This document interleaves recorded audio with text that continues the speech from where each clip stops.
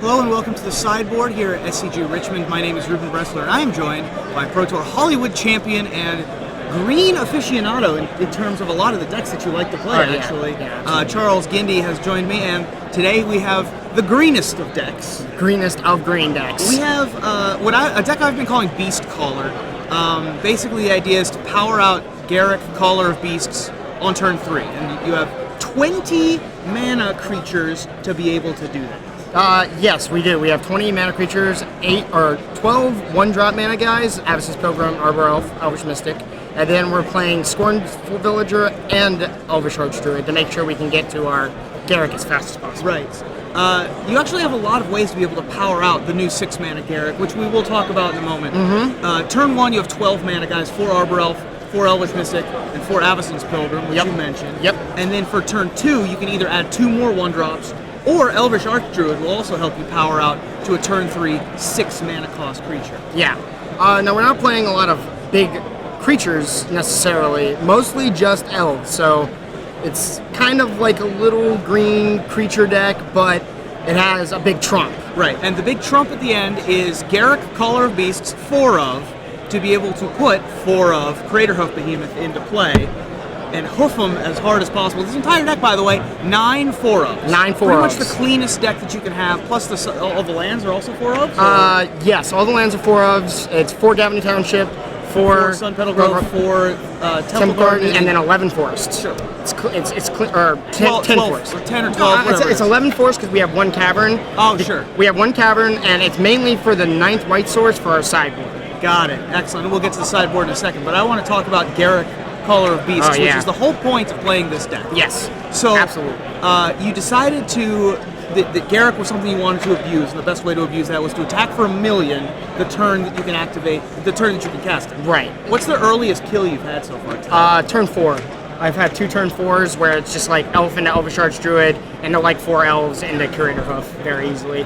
I haven't gone turn 3 Garruk yet, but we had a bunch of those draws during playtesting.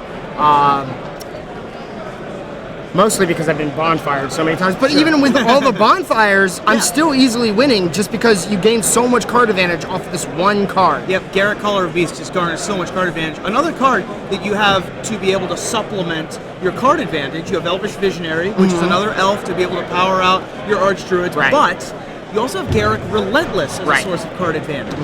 Yeah, we wanted not just big Garruk, but little Garruk. One, it's a good removal spell. It helps us, since we're just a bunch of little 1/1s, we can power out a bunch of 2/2s, and the best part about it is obviously tutoring up Craterhoof Behemoth very easily. Yeah, and you can use the Garruk the Veil Cursed -1 on the back to do that. Yes. You can even use the Overrun ability as a pseudo Craterhoof sometimes in games where they go long. You've been bonfired once or twice, so very resilient card.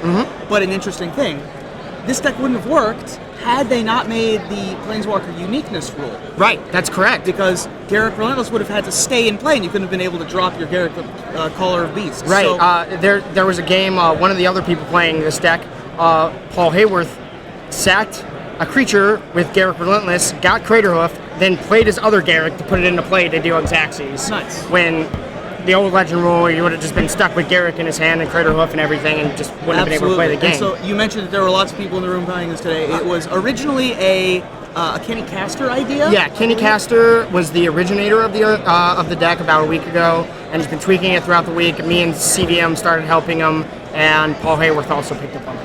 Chris Van Meter and Paul Hayworth playing a similar version with a different splash. Right, Paul Hayworth playing a different splash. Me, CVM, and Kenny all on the same this list. Speaking of the white splash, in the main deck it's just for Gavony Township. Just for Gavony Township. In the sideboard we have some other options, and that's where the Cavern comes in, which is you have Thalia, Guardian of Thraben, in the sideboard to be able to deal with the blue-white flash decks. The blue-white flash deck, the Esper decks. It's also pretty good against the Jund deck since it slows down their bonfire a little bit. Like, if they have to cast it out of their hand for 2, it's really important for them to not cast it on turn 5 because that 1 extra turn lets us get a Garruk into play or any of these essential things. And on the play, it can shut off Farseek on turn 2, which is very important as well. The other white card we have on the sideboard is Ray of Revelation. Yeah. A concession to the Bant Hexproof Mass. Yeah, a concession to the Bant Hexproof Mass. Also, we wanted an answer to Chris of Deathhold.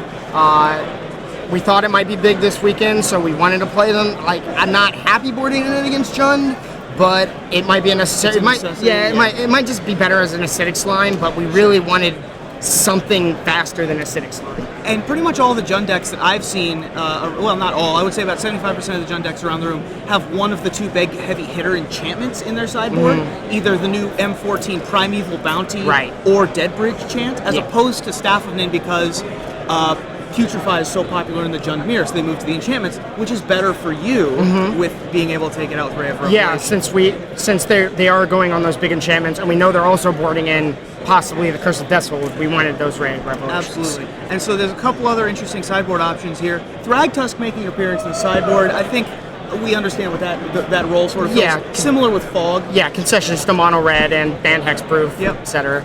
Pithing Needle, sort of a non-traditional answer to some problem permanents, mostly Planeswalkers. Yes, mostly Planeswalkers. Olivia is another huge one. It's good against Jund. It stops a bunch of different interactions there. And it's also pretty good against the Esper decks, since you can just shut off their Drown Yard, their main way to win, or their Aetherlings. So, yeah, turning them into 4/5s usually not great, but against your deck, whatever. Who cares? I can block those all day long. And the last card in your sideboard is an exciting one that I really like. Yeah. Elder Scale Worm. Yeah, the one of Elder Scale Worm. It's really sweet. I've cheated into a play on turn 3 against mono red, so and then they couldn't. They just cannot win. Their only answer is a Mark of Mutiny, and they have to get you low enough for the Mark of Mutiny to be actually relevant. So. Yeah, it's a really sweet card. Basically, mono red can never beat it. Any of the mid-rangey like red-green decks, only way they can beat it is by bonfiring for 7. Sure. So against Naya, that's a lot. Yeah, Naya mid-range. Any of the other green decks, you just slam an Elder Scale Worm and they stare. Absolutely.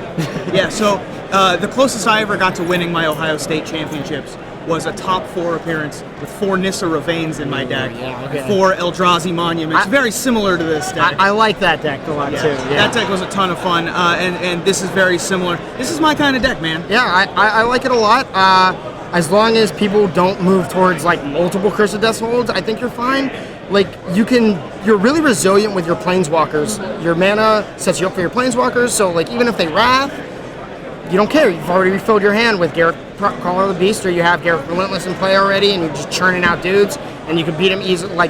All the resiliency is with Gavony Township and your Planeswalkers. Absolutely. And one thing that I've noticed is, because Burning Earth is a card, there's a return to basic lands. Yeah. It's fantastic. Yeah. Our mana bases aren't the most expensive cards in our deck anymore. Exactly. I played against a guy, mono red player, playing Burning Earth main. He played it on turn 4, and I just kind of casually tapped my forest and activated my Gavony Township anyways. Yeah, exactly. So this is a ton of fun. I'm calling it Beast Caller. We may have a different name for it in the future. There's 20 mana guys, so we could just call it Mono Green Elves, but that's kind of boring. Yeah, it is kind of boring, but it's sort of an elf deck, since Selfish Archdruid is a main part of the deck, but it could also be like a Crater Hoof deck, because there's 4 of everything. It's Hoof 2, Electric, Boogaloo, whatever.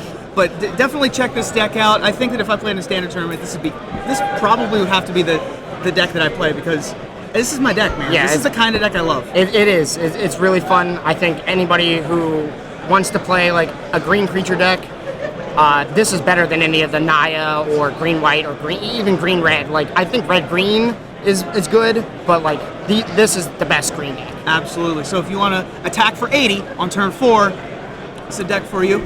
For Charles Gindy, I'm Ruben Bressler here at Star City Games Richmond. Thanks, guys.